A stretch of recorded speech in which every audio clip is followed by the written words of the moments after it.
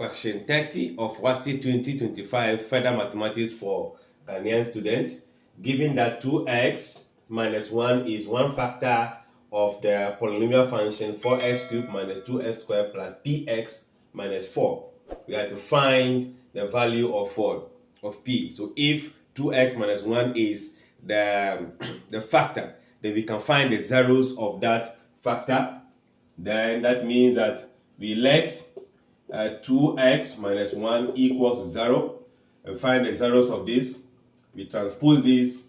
That means that your x is going to be equals to positive 1. So if we have 2x minus 1 is a factor of the function, then we can say that the function x changed with that factor, the zeros of the factor should give us what? 0. So if we substitute, you see right here, x is what we are seeing in these places. The x is changed to half. What will happen? So that means that your 4 will come, the x will now be 1 on 2 raised to the power 3 minus 2x 1 on 2 raised to the power 2 plus px 1 on 2 minus what? 4. All this must give us what? 0. This substitution will give you 0.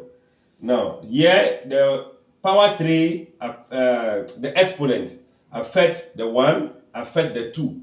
This is a multiplier. So that means that as we're having 4 multiplying 1 on 2 exponent 3 is 8. The 1 square is 1. 2 square will give you what? 4.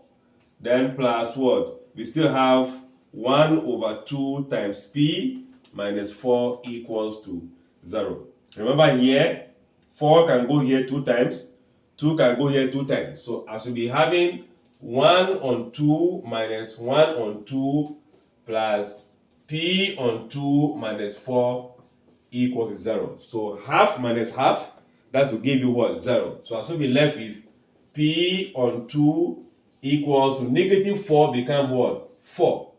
Multiply through by 2. P will be equals to 2 times 4, 8.